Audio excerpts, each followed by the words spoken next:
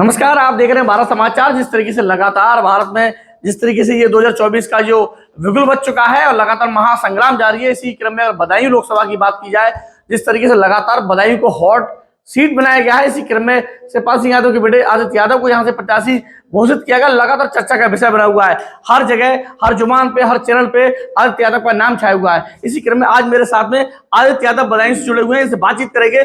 लगातार door to door ये जा रहे हैं और किस तरीके से लोगों का रुझान मिल रहा है और किस तरीके का पब्लिक ओपिनियन के पास जा रहा है। सबसे पहले आपको स्वागत है आदित्य जी। बहुत बहुत धन्यवाद। मैं आपसे पूछना चाहूंगा कि जिस तरीके से आपका नाम आया है, सबसे पहले कि धर्मेंद्र जी यहाँ पे थे, उसी क्रम में लगातार युवा हो या बुजुर्ग हो या फिर नया युवा पीढ़ी हो, लगातार धर्मेंद्र यादव की नजर से आपको देखा जा रहा है, युवा पीढ़ी की नजर से। तो आप जो जनता के बीच में जा रहे हैं, क्या लग रहा है आपको?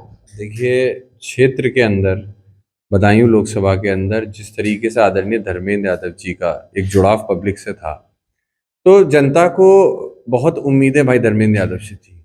तो यहाँ पे जब आदरणीय शिवपाल सिंह यादव जी आए और जनता ने अपनी बात को रखा और उन्होंने यही बात बोली कि जिस तरीके से युवाओं ने बदायूं को एक विकास देने का काम किया, हमें कहीं ना कहीं उन्हीं युवाओं का साथ चाहिए। तो मैं समझता हूँ स्वाभाविक है, जनता की बात को राष्ट्रीय अध्यक्ष जी के सामने रखा गया है। एक दो दिन के अंदर हम सभी के सामने जो भी फैसले हैं वो सब सामने होंगे, क्योंकि चुनाव का नामांकन की प्रक्रिया कल से शुरू होने जा रही है बदायूं के अंदर।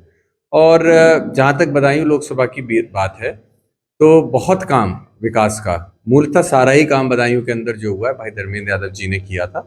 तो उसी के लिए जनता को एक उम्मीद है नौजवानों से है कि नौजवानी आने वाले समय में बदायूं को फिर से विकास की ओर ले जाने का काम। अरे जी, बिल्कुल बिल्कुल सही बात है। जिस तरीके से आपने अपना बड़ा दिल दिखा के और अपना जो युवा हैं उस तरीके से संघमित्रा जी का जहाँ पे नाम आया था और लगातार आपने ये कहा था भारतीय जनता पार्टी ने संघमित्रा जी का अपमान किया है, उसको लेकर कहीं ना कहीं संघमित्रा जी का देर रात बयान आया था कि मैं जो है बीजेपी के साथ हूँ। लेकिन अगर कहीं ना कहीं बात की जा रही हो, मैनपुरी में नाम चल रहा था कि संघमित्रा जी का टिकट किया जाएगा, लेकिन उसके बाद में जो है आज जयवीर सिंह का वहाँ पे मैनपुरी में जो आपकी ऑलरेडी भाभी जी हैं राष्ट्रीय अध्यक्ष जो अखिलेश यादव, उनकी जो मैसेज है वहां पे उनको प्रत्याशी बनाया गया है, उनके सामने जयवीर सिंह उतारा गया। तो क्या देखते हैं कि अगर वहां पे इनका नाम होता है या किस तरीके से जो जयवीर सिंह है वो किस तरीके से फाइट करेंगे? देखिए, जहाँ तक मैनपुरी की बात है, तो मैनपुरी लोकसभा के मैं इतना बता दूं, पहले भी कभी नहीं, आज भी नहीं और आने वाले समय भी समाजवादी पार्टी ने हमेशा वहाँ पे अपनी जीत दर्ज की है। और जनता ने चाहे किसी भी समाज के हों, लाखों वोटों की लीड से, चाहे वो नेताजी रहे हों, चाहे इवन बड़े भाई आदरणीय धर्मेंद्र यादव जी हों, वो भी एक बार चुनाव लड़े और लाखों से जीते। और उसी तरीके से आदरणीय डिम्पल यादव जी लड़ रही हैं। तो निश्चित ही एक बार फिर से इतिहास बनाया जाएगा, रिकॉर्ड मतों से वहाँ जीत होगी। जयवीर सिंह जी वहाँ निश्चित आए हैं, लोकतंत्र है, पार्टी ने निर्णय लिया है, उनकी चुनाव में उनको उतारा है, लेकिन जीत निश्चित आदरणीय डिम्पल यादव जी की होगी। भारतीय जनता पार्टी निश्चित ही वहां से चुनाव हारने वाली है। आदित्य जी, जिस तरीके से बदायूं में रूठने और मनाने की जो कवायद पूरी की जा रही थी, लगातार सामने आ रहा था, तो कहीं ना कहीं जिस तरीके से युवा चेहरा आपका निकल के आया, तो कहीं ना जो रूठे हुए थे वो आप लोगों ने मनाने की जो कोशिश थी वो पूरी कर ली। लगातार जो रूठे हुए थे उन्होंने उन लोगों को आपने समेटा और कम समय में, क्योंकि आपको समय भी नहीं हुआ, लगभग 16 तारीख के आसपास आप बीच में आए हो जनता के बीच में, हो सकता है सब लोगों के बीच में नहीं पहुंच पाओ। उसके बाद में अब जनता के पास में आप जा रहे हो, चाहे युवा हो, चाहे जो नेताजी के साथ के रहे हो या आपके आदरणीय पिताजी के साथ के रहे हो या जो तमाम धर्मेंद्र जी के साथ के रहे हो, तो उन लोगों से जो आपका वार्तालाप हो रहा है वो किस तरीके से आपके सामने फेस हो रहा है? देखिए, जनता के बीच में लगातार हम लोग नुक्कड़ सभाओं के जरिए और जनसंपर्क के जरिए मुलाकात कर रहे हैं, अपनी बात को रख रहे हैं। पार्टी की नीतियां, पार्टी का जो कि मैनिफेस्टो भी कल जारी हुआ, उसको भी रखने का काम कर रहे हैं, राष्ट्रीय अध्यक्ष जी ने जो जारी किया। उसी के साथ साथ बदायूं के अंदर जितना काम हुआ और पिछले 5 सालों में जिस तरीके से विकास पूरी तरीके से ठप पड़ गया था इस बदायूं के अंदर, उसको हम लोग अंकित कर रहे हैं, उसको हम लोग दिखा रहे हैं। और बदायूं की जनता ही स्वयं, जब मैं जनता के बीच जा रहा हूं, तो जो मुख्य समस्याएं हैं वो देखिए, रोजगार, नौजवानों के लिए रोजगार पहला समस्या है। दूसरी जो आवारा पशु की समस्या है, खेतों से लेके सड़कों तक, खेतों में फसल किसानों की बर्बाद हो रही है और सड़कों पे गरीब लोगों के परिवार बर्बाद हो रहे हैं, जो कि नौजवान बच्चे मोटरसाइकिल साइकिल से जो चलते हैं वो देख नहीं पाते हैं और अचानक से उनकी मोटरसाइकिल से दुर्घटना होती है और मृत्यु भी होने की बात सामने आती है। तो ये दो एक मुद्दे हो गए। तीसरा, बदायूं लोकसभा की बात करें तो जो गन्ना किसान है उसको एक समय पे उत्तर प्रदेश सरकार ने कहा था कि हम आपका भुगतान तुरंत करवाएंगे। 8-8 महीने बाद गन्ना किसानों का भुगतान हो रहा है। जरा आप स्थिति समझिए उस किसान की जो एक तरफ से पैसा लेता है और दूसरी तरफ अपना खेत में लगाता है। उसके पास 8 महीने का समय होता होगा कि अपनी फसल का जो दाम है उसका इंतजार कर पाए। उन 8 महीनों में कितनी बार कर्जा उसको लेना पड़ता है, कितनी बार वो दब रहा है उस कर्जे के नीचे, और कितने ही किसान आत्महत्या करे ले रहे हैं उसकी वजह से। तो ये सारी चीज़ों का संज्ञान लेना चाहिए। मैं समझता हूँ ये मुख्य मुद्दे हैं आज की तारीख में जिसको बदायूं के अंदर हम रख रहे हैं। और चौथा एक बहुत बड़ा मुद्दा है मेडिकल कॉलेज जो बदायूं के अंदर बनाया गया था। आज उस मेडिकल कॉलेज के अंदर ये स्थिति है कि जो मशीनें करोड़ों रुपए की आई थी वो ऐसी की ऐसी स्टोर रूम में पड़ी, उनको लगाया सिर्फ इसलिए नहीं जा रहा है क्योंकि वहां पे एक गिरोह चल रहा है जो जितने भी मरीज आते हैं उनको लूटने का काम करते हैं। कैसे बाहर टेस्ट कराओ, प्राइवेट में टेस्ट कराओ, प्राइवेट से दवाएं लो, ये सब तरह। तो ये सारी स्थितियां बहुत ही बुरी होती चली जा रही हैं और ये मैं समझता हूँ ये अहम मुद्दे रहने वाले हैं। अच्छा आदित्य जी, मेरा एक सवाल और रहेगा। जिस तरीके से आपको बता दिया, शिवपाल जी का एक कल जो है जो जिलाधिकारी बदायूं है मनोज कुमार जी, उनसे मिलने का सिलसिला हुआ था, उनसे मुलाकात की और उन्हें शिकायत की थी कि कहीं ना कहीं जो मेरे ब्लॉक प्रमुख हैं या बीडीसी हैं या प्रधान है उनको कहीं धमकाने का काम किया जा रहा है सत्ताधारी पक्ष के जो नेता हैं या फिर जो वहाँ के जो अधिकारी हैं। देखिए ये बात संज्ञान में आई थी, प्रयास लगातार हो रहा है। आपने भी कवर किया होगा, कई सारे प्रधान और जो प्रतिनिधि हैं वो अचानक एकाएक समाजवादी पार्टी के भारतीय जनता पार्टी को ज्वाइन करते हैं। उसके बाद अगेन उन सबसे जब बात होती, संपर्क साधा जाता है तो इतना प्रेशर दबाव उन पर बनाया गया कि उनकी जेल जाने की नौबत थी। तो आज के समावेश में भारतीय जनता पार्टी ने जितना भय बना रखा है उसको देख के कोई भी व्यक्ति घबरा जाएगा। इतना डर का माहौल भारतीय जनता पार्टी ने बना दिया है। तो उसको देखते हुए हमारे नेता आदरणीय शिवपाल सिंह जी जिलाधिकारी जी के पास गए थे, उनसे अपनी शिकायत करी, दर्ज कराई अपनी शिकायत और यही प्रयास किया है कि एक शांति का माहौल बना रहे और निष्पक्ष चुनाव की प्रक्रिया होनी चाहिए। क्योंकि लगातार प्रधानों के ऊपर दबाव बनाया जा रहा है सत्ता पक्ष की तरफ से।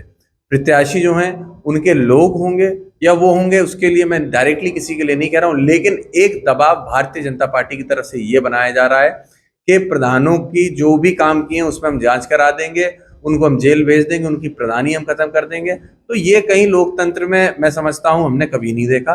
चुनाव हमने भी लड़े हैं, सत्ता में रहते हुए भी हमने लड़े हैं चुनाव कई सारे, लेकिन कभी हम लोगों ने ये भी नहीं किया है। एक और सवाल ये रहेगा, क्योंकि अभी आपने जिक्र किया था जिस तरीके से लगातार शाम के 6 बज जाएं और रात के 10 से 11 तक बज जाते हैं, लगातार किसान जो है शिफ्ट बाय शिफ्ट खेतों में काम करता है और कहीं ना कहीं कभी भाई को, कभी पिता को, कभी चाचा को खेत की रखवाली के लिए भेजता है। तो उसके लिए विजन क्या है, आपने क्या सोच रखा है? क्योंकि हालांकि भारतीय जनता पार्टी के नेताओं द्वारा और कहा जाए तो जो उनके तमाम जो वक्ता होते हैं, प्रवक्ता होते हैं, उनके द्वारा भी हम लोगों से बातचीत हुई है, उन्होंने तो अपनी तमाम चीजें रखी है। लेकिन आपसे मैं पूछना चाहूंगा कि जिस तरीके से जो गौवंशीय पशुओं की बहुत बड़ी समस्या निकल के आ रही है, लगातार डिफीट अगर सरकार कहीं ना कहीं सबसे पहले खा रही है, चाहे भारतीय जनता पार्टी कार्यकर्ता हों या उनके नेता हों, तो कहीं ना कहीं वो लोग विरोध करते हैं।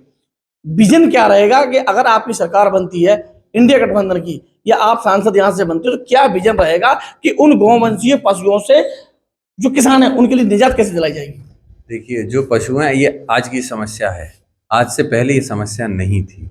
उसकी एक तरीका था जिस तरीके से उन गौवंशों को जब किसान के लिए वो नहीं उतनी क्रय विक्रय का क्रम शुरू था, क्रय विक्रय हो रहा था बाजार में। हाँ, ये रुका हुआ था, ये रुका हुआ था। साथ में किसान जिंदगी भर तो उस क्या कहते हैं होल्ड कर नहीं सकता, उसको बेचना ही है आगे बढ़ के।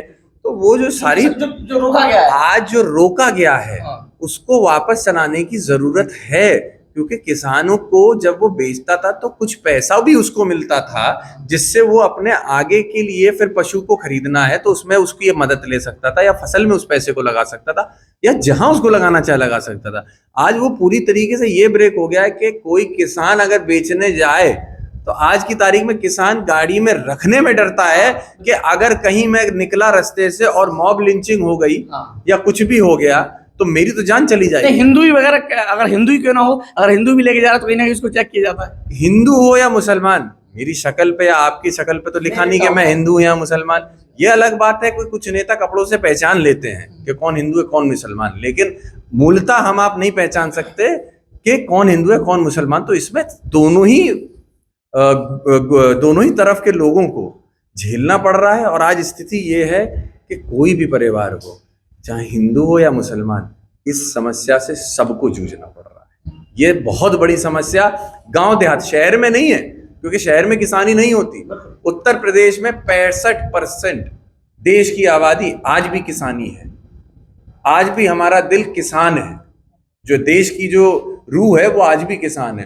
तो गांव देहात में जब हम भाषण देते हैं या बात करते हैं, तो जब हम आवारा पशु बोलते हैं, तो हर व्यक्ति का आपको सर हिलता हुआ दिखेगा और हर आदमी कहेगा हाँ ये बहुत बड़ी समस्या है। तो इस समस्या के ऊपर बात होनी चाहिए। यूपी में कितनी सीटें देखते हैं?